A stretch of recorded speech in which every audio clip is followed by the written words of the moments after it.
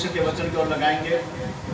आइए आज हम लोग परमेश्वर के वचन से सीखेंगे हमारी चिंताएं कैसे खत्म हो सकती हैं। जो हमारे जीवन में चिंता है, परेशानी है, बोझ है, फिक्र है, ये परेशानी, ये चिंता कैसे खत्म होगी, चिंताओं को हम कैसे खत्म कर सकते हैं। हालेलुया। बड़े ध्यान से परमेश्वर के वचन को सुनना, और जो मुझे ऑनलाइन देख रहे हैं, सुन रहे हैं, आप भी बड़े ध्यान से सुनिए। देखिए, आपको आज पता चलेगा कि आपकी चिंता कैसे खत्म होगी।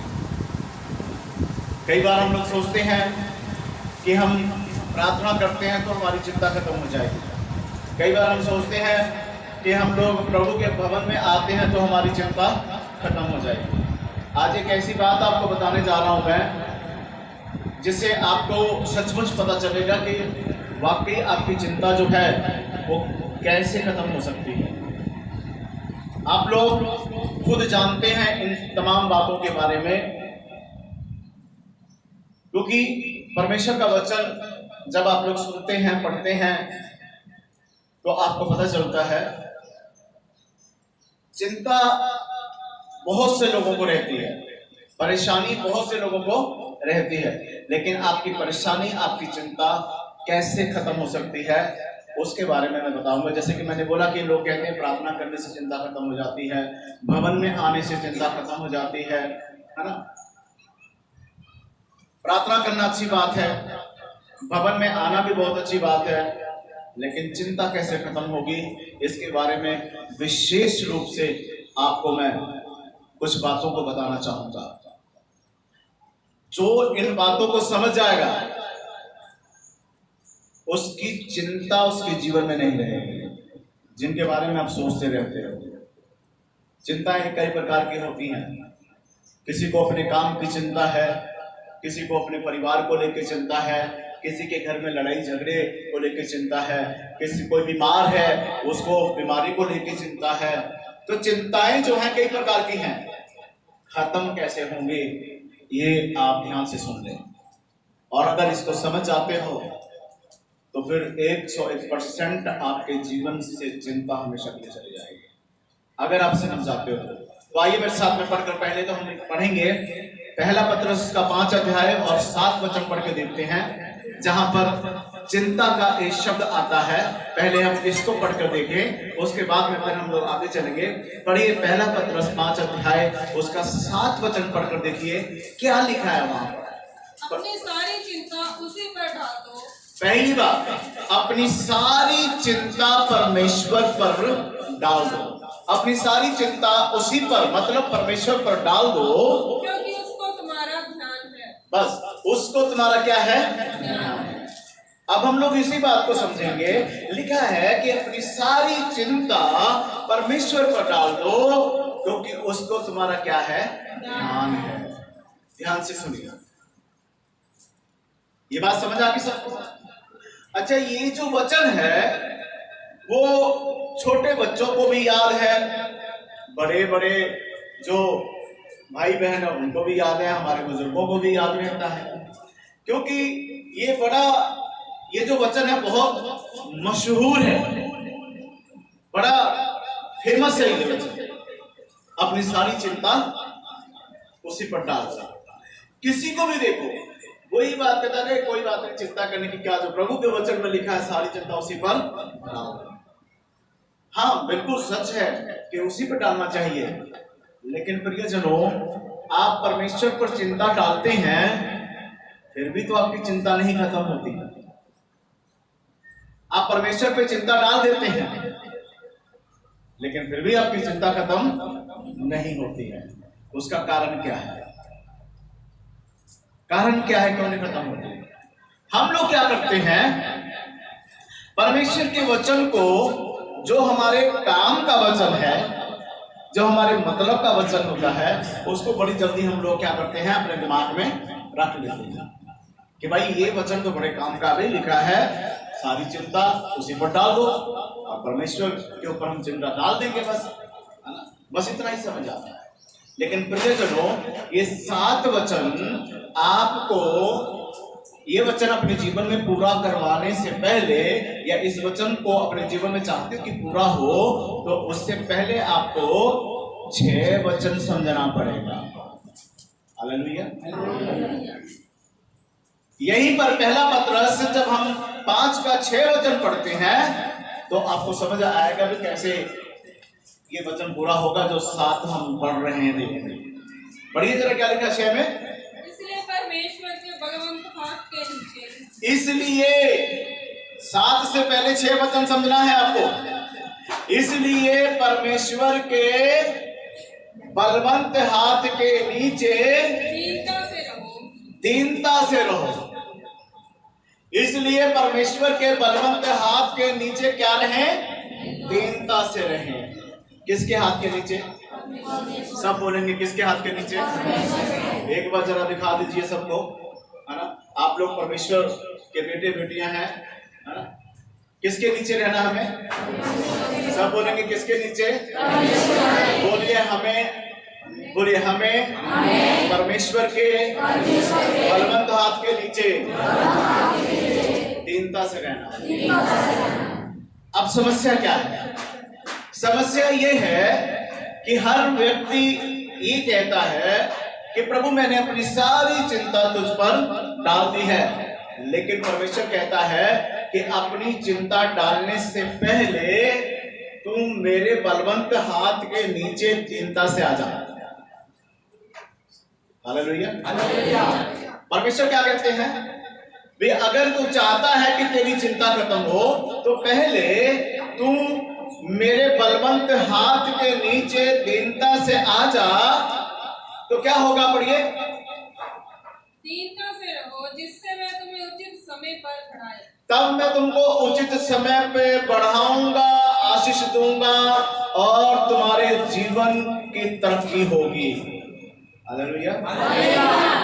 उचित समय पे मैं तुमको क्या करूंगा? बढ़ाऊंगा।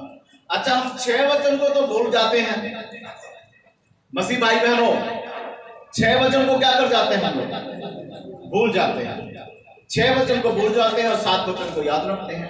अरे प्रभु के वचन में लिखा है भाई सारी चिंता मुझ पर डाल दो। अब मैं आपको बताने जा रहा हूं, अगर आप चाहते हो कि आपके जीवन की चिंता खत्म हो जाए, आप अपनी अपनी चिंताओं से मुक्त होना चाहते हो, तो आपको 6 वचन अपने जीवन से पूरा करना है।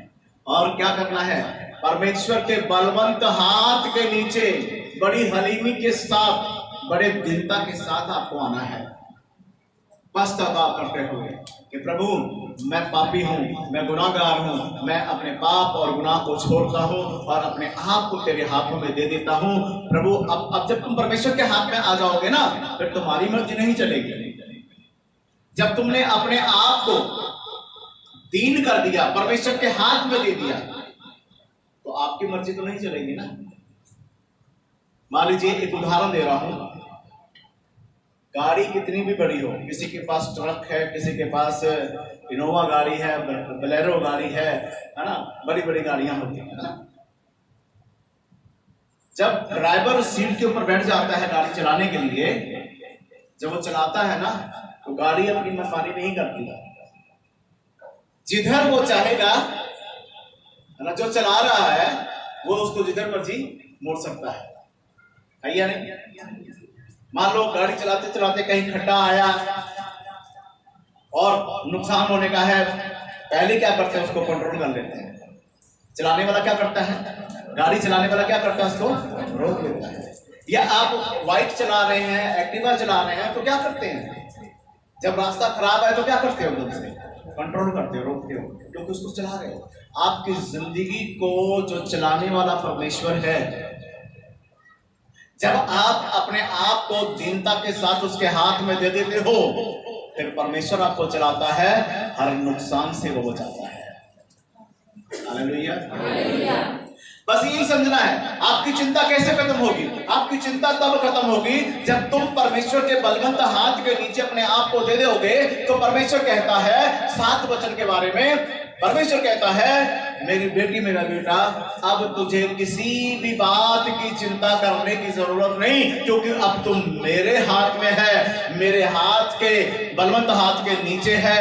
अब तुम चिंता से मुक्त है। हालेलुया। चिंता से क्या हो गया? मुक्त कैसे होंगे आप? इतना कह देने से नहीं होंगे भाई ठीक है, अपनी परमेश्वर के वचन में लिखा कि अपनी सारी चिंता मुझे दे दो, ऐसे कहने से नहीं होंगे।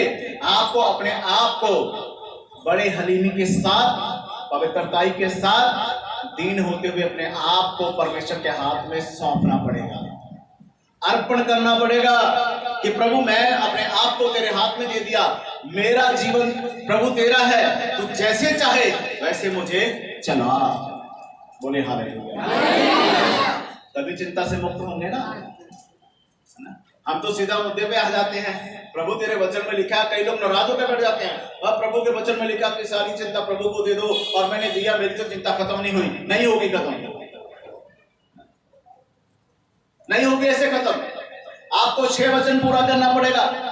प्रभु ने कहा कि मेरे बलवंत हाथ के नीचे दीनता से आ जा, मैं उचित समय पे तुझे क्या करूंगा? पढ़ाऊंगा। हालेलुया। जब आप परमेश्वर के बलवंत हाथ के नीचे दीनता से आ जाएंगे, ये 7 वचन जो लिखा हुआ है ये आपके जीवन में पूरा होगा। अपनी सारी चिंता परमेश्वर पर डाल दो, उसको तुम्हारा ध्यान हो जाएगा। परमेश्वर को आपका ध्यान तभी होगा जब आप उसके बलवंत हाथ के नीचे रहेंगे। मसीह भाई बहनों सुन लो, ये नहीं कि जो मर्जी करें, जो आपके जी में आता है आप करते रहते हो, और आप कहो कि मेरी चिंता परमेश्वर ले ले। नहीं लेगा वो, समझ लीजिए इस बात को आप। हालेलुया। तो अगर आप चिंताओं से मुक्त होना चाहते हो तो परमेश्वर के बलवंत हाथ के नीचे दीनता से आओगे। अब मैं आपको बताना चाहता हूं कि परमेश्वर के बलवंत हाथ के नीचे दीनता से कैसे आओगे, कैसे आ सकते हैं। इधर ध्यान दीजिए, कैसे आएंगे आप, कैसे आ पाएंगे बताइए। उपवास कर लें, प्रभु के चरणों में बैठ जाएं। डे नाइट नहीं बैठ सकते, दिन दिन का उपवास करिए। हफ्ते में 1 दिन परमेश्वर के लिए रख लें। शनिवार को फास्टिंग प्रेयर में आ जाएं आप। अपने परिवार में बैठ के प्रार्थना करें और प्रभु से कहें कि प्रभु मैं जितनी भी मेरे से गलती हुई, ऐसा कोई पाप, ऐसी कोई गलती नहीं है जो आपके नजर से छुपी हो। मैं हर प्रकार की गलती और पाप से क्षमा चाहता हूं। फास्टिंग प्रेयर में बैठकर, उपवास प्रार्थना में बैठकर प्रार्थना करें, अपने आप को हलीम बनाएं और प्रभु के चरणों में पश्चाताप करते हुए जाएं और प्रभु से कहें कि प्रभु मैं अपने आप को भी और मैं अपने परिवार को आपके हाथ में सौंप देता हूं या सौंप देती हूं। अर्पण कर रहे हैं। और अगर सचमुच में आपने अपने आप को दीन और हलीम करके परमेश्वर के बलवंत हाथ के नीचे आ गए, तो आपकी चाहे परेशानी छोटी है या बड़ी है, एक भी परेशानी आपके जीवन में नहीं रहेगी। हालेलुया। बहुत धीरे से बोलते हो, सुबह सुबह लगता है खा पी कर नहीं आया है। हालेलुया। समझ रहे बातों को? इसलिए आपको परमेश्वर की इन बातों को समझना है।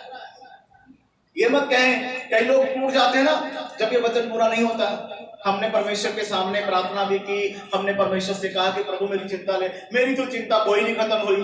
अरे भाई, आप पहले समझिए परमेश्वर क्या कह रहा है ना? मैंने क्या कहा, आप लोग जो मतलब आपके काम का वचन है ना, जो लगता है कि ये मेरे काम का है भी है ना, वो फटाफट रिसीव करते हो आप लोग।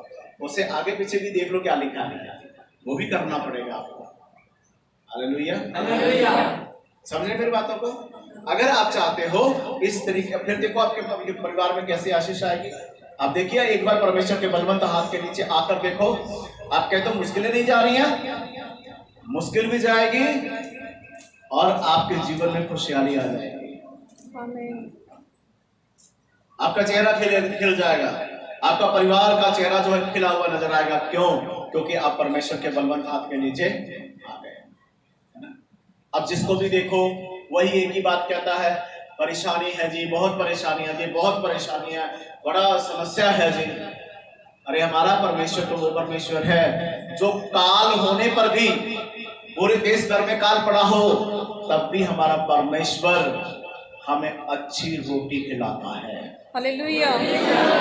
कैसे पता चलेगा, है ना? एलिया के टाइम में क्या हुआ? अकाल पड़ा, भविष्यवाणी की प्रभु के जन ने, एलिया ने। 3.5 साल तक वहां वर्षा नहीं होना था, खेत में उपज नहीं होनी थी, अनाज नहीं पैदा होना था।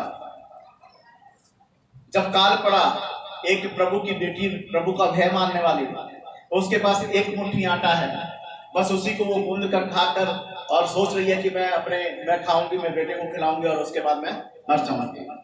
तब तक परमेश्वर का संदेश आता है परमेश्वर के जन एलिया के पास, और एलिया जो है परमेश्वर का संदेश सुनकर कहां चला जाता है? उस विधवा के, जहां वो विधवा होती है और वो लकड़ी बीन रही होती है।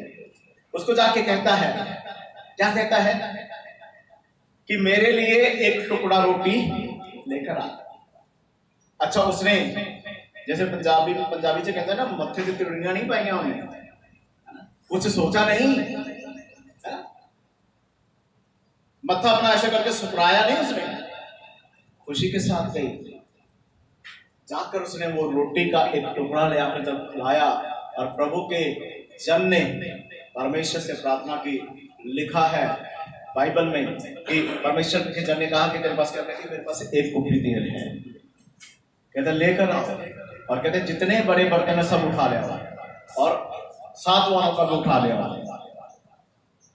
प्रार्थना की, एक कुप्पी तेल से ऐसा परमेश्वर ने, मैं ये कहना चाहूंगा कि परमेश्वर ने सरसों के तेल का कोलू लगा दिया कि वो तेल निकलता जा रहा है, बर्तन भरते जा रहे हैं, लेकिन वो कुप्पी का तेल नहीं खत्म हो रहा है। और लिखा है परमेश्वर के वचन में, जब तक काल रहा वो लोग उस तेल को बेचते भी रहे, अपनी जरूरत को पूरी करते रहे, खाते रहे, एंजॉय करते रहे, परमेश्वर की महिमा करते रहे, क्योंकि वो लोग परमेश्वर के बलवंत हाथ के नीचे थे। जो परमेश्वर के बलवंत हाथ के नीचे रहता है उसके लिए फिर ऐसे चमत्कार होते हैं, और जो नहीं है नीचे, भूल जाओ कि आपके लिए चमत्कार होगा, है ना? मैं किसी का दिल दुखाने की बात नहीं कर रहा हूं, लेकिन हकीकत है, अगर आप परमेश्वर के बलवंत हाथ के नीचे नहीं आओगे तो चमत्कार भी भूल जाओ कि परमेश्वर आपके जीवन में चमत्कार करेगा। ये भूल जाओ कि परमेश्वर आपको आशीष देगा, ये भूल जाओ कि उचित समय पे वो बढ़ाएगा। परमेश्वर ये काम तभी करता है जब आप उसके बलवंत हाथ के नीचे हो जाए। हालेलुया, समझ रहे कि नहीं? चिंता खत्म हो गई, परेशानी खत्म हो गई, वो सोच रही है कि बस यही है, हमारे पास एक मुट्ठी आटा खाएंगे, खत्म हो जाएंगे बस। लेकिन परमेश्वर कहता नहीं, परमेश्वर ने कहा तू मेरी बेटी है, कैसे खत्म हो जाएगी? मेरे बलवंत हाथ के नीचे है, मेरा भय मानने वाली है, तुझे अभी जीना है। और परमेश्वर ने उसे इतनी आशीष दी, 3.5 साल बीतने के बाद में भी वो तेल नहीं खत्म हुआ। हालेलुया। आप लोग मुंह लटकाकर बस रोते रहते हो, प्रभु पता नहीं कब करेगा, प्रभु पता नहीं। प्रभु की गलती नहीं है, हमारी गलती है, आपकी गलती है।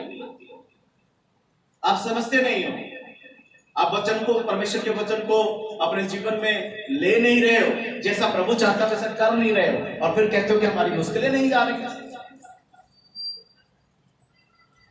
परमेश्वर बड़ा है कि समस्या बड़ी है? बोलिए, परमेश्वर बड़ा है कि समस्या? तो परमेश्वर बड़ा है तो समस्या तो कुछ भी नहीं है। इसलिए आपको समझना पड़ेगा। जब कभी 7 वचन के ऊपर गौर करो, उससे पहले 6 वचन पर देखिए। जो मुझे ऑनलाइन सुन रहे हैं, ध्यान से सुन लीजिए आप लोग। 7 वचन में लिखा है कि अपनी सारी चिंता उसी पे डाल दो, उसको तुम्हारा ध्यान है।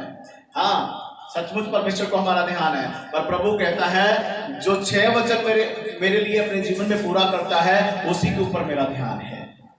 जहां लिखा है कि मेरे बलवंत हाथ के नीचे दीनता से आ जाओ, मैं उचित समय पे तुम्हें बताऊंगा। हालेलुया।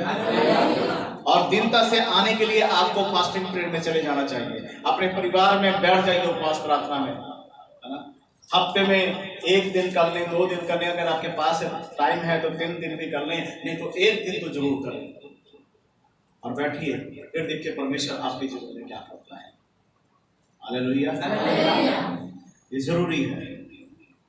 और जब आप दीन हो जाते हैं तो क्या होगा, आपके जीवन में एक और वचन पूरा होगा। पढ़िए मेरे साथ में याकूब 4 अध्याय और उसका 7 वचन पढ़िए। याकूब 4 अध्याय 7 वचन पढ़कर देखिए क्या लिखा है यहाँ परमेश्वर के वचन में। जब हम परमेश्वर के हाथ में अपने आप को दे देते हैं, हमारी सारी चिंताएं परमेश्वर ले लेता है, फिर प्रभु आपको क्या कहता है, पढ़िए। इसलिए परमेश्वर के अधीन हो जाओ। हाँ, इसलिए कहता है जब तुम परमेश्वर के अधीन हो जाते हो और शैतान का सामना करो। फिर शैतान का सामना करो। परमेश्वर के अधीन हो गए और फिर शैतान का सामना करो, वह तुम्हारे सामने से भाग निकलेगा। बोलिए हालेलुया, जोर से बोलिए हालेलुया। शैतान का सामना करो, शैतान तुम्हारे सामने से क्या हो जाएगा, भाग निकलेगा। समझ रहे हैं आप लोग, कैसे भागेगा वो? अरे हम लोग हलीम हुए नहीं, दीन होते नहीं, अपने आप को परमेश्वर के हाथ में देते नहीं और शैतान का सामना करने के लिए आ जाते हैं। शैतान कहता है तू कौन है, आपसे पूछता है शैतान, भाई तू कौन है, कौन है तू? आपके पास जवाब है, आप कहोगे मैं यीशु मसीह का बेटा हूं। तो शैतान में तू यीशु मसीह का बेटा है, मुझे तो नहीं लगता। कहता जा, मैं नहीं जाऊंगा, क्या कर लेगा? आप क्या बोलोगे? एक हंसी की बात बताता हूँ। एक नया चेला था, उसको प्रार्थना करने के लिए कहीं भेजा गया। तो प्रार्थना करने के लिए गया तो वहां दुष्ट आत्मा का काम था। अब वो प्रार्थना करने के लिए गया, दुष्ट आत्मा प्रकट हुई। दुष्ट आत्मा बोली कि मैं नहीं जाऊंगी, मैंने नहीं जाना। वो कहता जा, चला जा यीशु के नाम से। वो कह, दुष्ट आत्मा फिर से बोली मैं नहीं जाऊंगा। ऐसे करते करते प्रार्थना उसको 1.5-2 घंटे हो गए। दुष्ट आत्मा कह रही मैंने नहीं जाना है।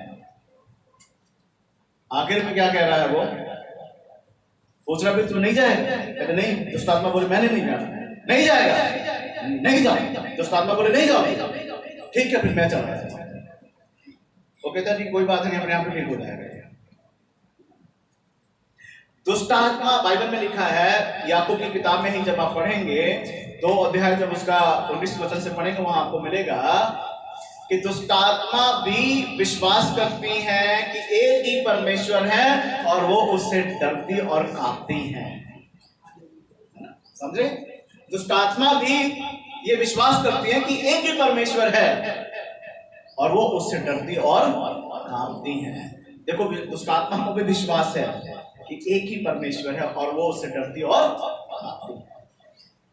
मैं क्या कहना चाहता हूं, जब तुम परमेश्वर के अधीन हो जाओगे और फिर कहोगे ना, चल दुष्ट आत्मा तो तेरा मेरे घर में क्या काम है, यहां क्या कर रहा है?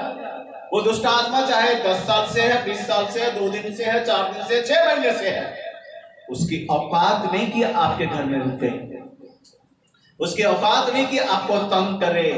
वो चला जाएगा। क्यों?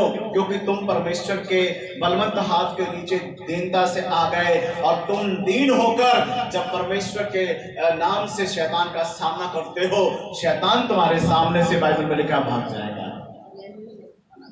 क्या हो जाएगा? अभी क्या पढ़ा हमने? भाग निकलेगा, भाग जाएगा, वो दिखेगा नहीं तुम्हारे सामने।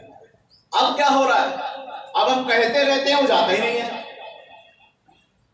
भागता ही नहीं है। क्यों? क्योंकि हम दीन नहीं है। और फिर कहते हैं अच्छा प्रभु एक ना एक दिन तो होगा ही, एक ना एक दिन तो ठीक हो ही जाएगा। वो दिन ही नहीं आता है, वो दिन ही नहीं आता है। वो दिन तब आएगा जब तुम परमेश्वर के बलवंत हाथ के नीचे दीनता से अपने आप को दे दोगे।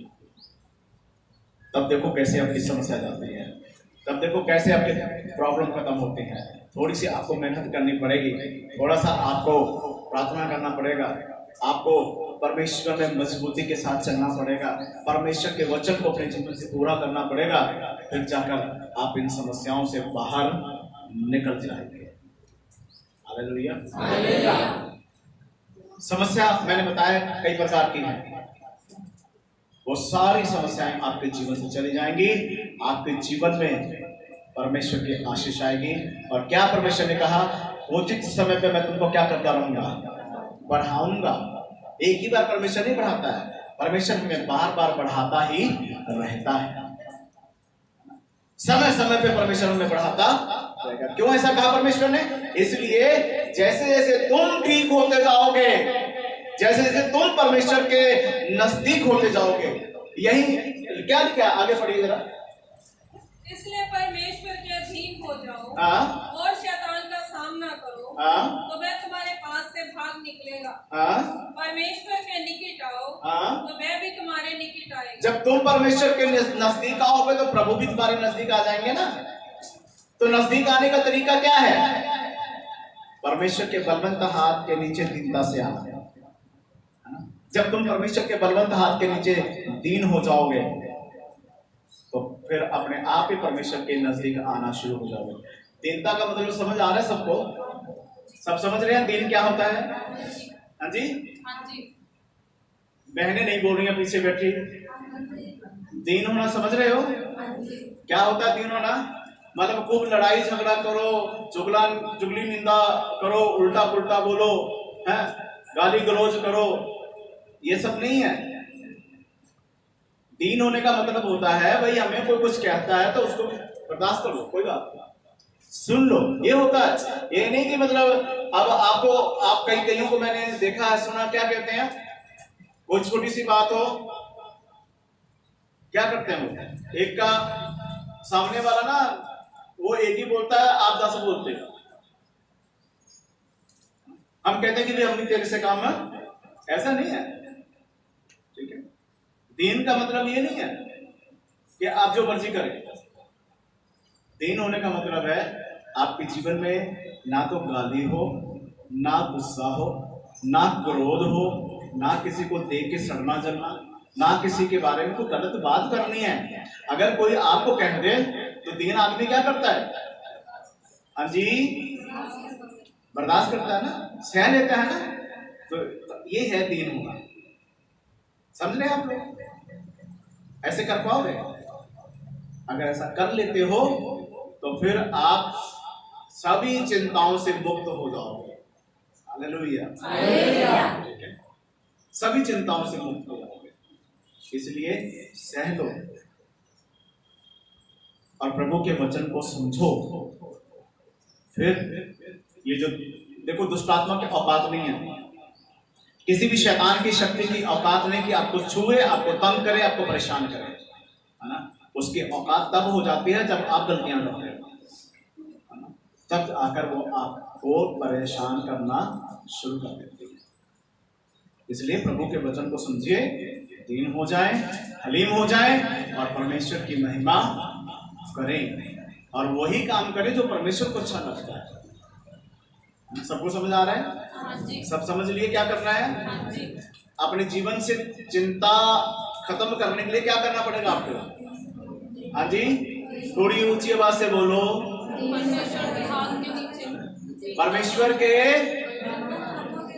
परमेश्वर के बलवंत हाथ के नीचे दीनता से आना पड़ेगा आपको, तब आप इन परेशानियों से मुक्त हो जाएंगे। हालेलुया। आए सब खड़े हो जाए और परमेश्वर का धन्यवाद करें। सब खड़े हो जाए और परमेश्वर का धन्यवाद करें। Thank you Jesus, thank you holy God, hallelujah. प्रभु के प्रभु, राजाओं के राजा प्रभु यीशु, आपका धन्यवाद करते हैं। सारा आदर महिमा आपको देते हैं प्रभु। प्रार्थना करें, अपने हाथों को उठाकर, अपने हाथों को उठाकर प्रार्थना करें। Hallelujah, hallelujah, hallelujah, hallelujah, hallelujah, hallelujah, hallelujah, hallelujah, hallelujah. महान परमेश्वर आपका धन्यवाद, महान परमेश्वर आपका धन्यवाद।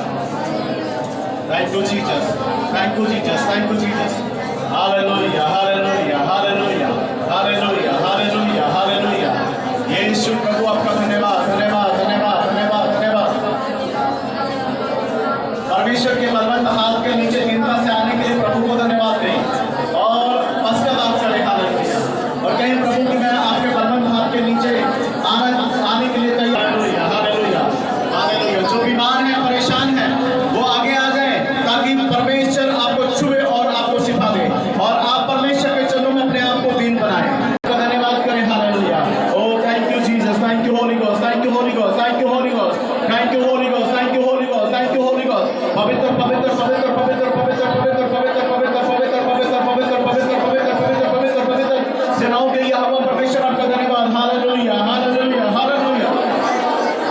राजाओं के राजा आपका धन्यवाद, प्रभुओं के प्रभु आपका धन्यवाद, स्वर्गीय पिता आपका धन्यवाद, स्वर्गीय पिता आपका धन्यवाद, स्वर्गीय पिता आपका धन्यवाद। Hallelujah hallelujah hallelujah hallelujah hallelujah. अनुग्रहकारी परमेश्वर आपका धन्यवाद, अनुग्रहकारी परमेश्वर आपका धन्यवाद। हालेलुया। बेटे पवित्र आत्मा आपका धन्यवाद। हालेलुया। स्वर्गीय पिता आपका धन्यवाद, स्वर्गीय पिता आपका धन्यवाद, स्वर्गीय पिता आपका धन्यवाद।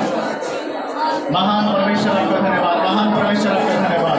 Hallelujah hallelujah hallelujah hallelujah.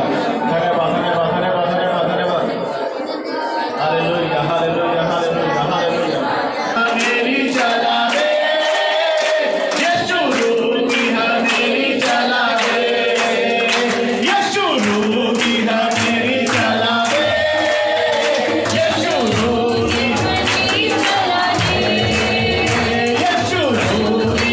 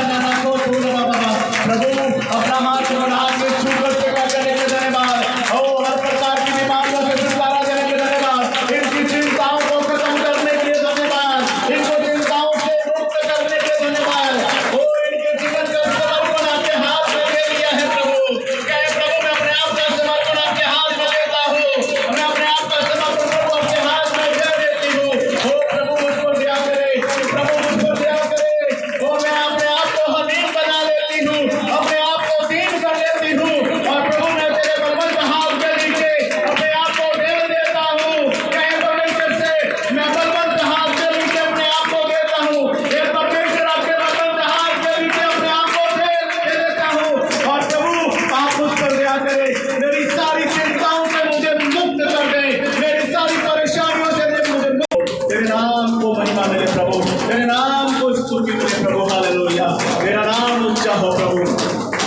प्रत्येक को छूने के लिए धन्यवाद, प्रत्येक को आशीषित करने के लिए प्रभु धन्यवाद, प्रत्येक के जीवन में अनुग्रह करने के लिए यीशु आपका धन्यवाद करते हैं, आपके नाम को महिमा देते हैं और आपके नाम को ऊंचा करते हैं।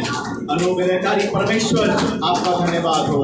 हर जन प्रभु अपने आप का समर्पण आपके हाथ में दे दिया है, आप प्रभु इनके प्रति करें और प्रभु इनके जीवन में तेरी आशीष हो, तेरी दया हो, तेरी कृपा हो, अनुग्रह करें प्रभु यीशु के नाम से। आमीन, आमीन, हालेलुया।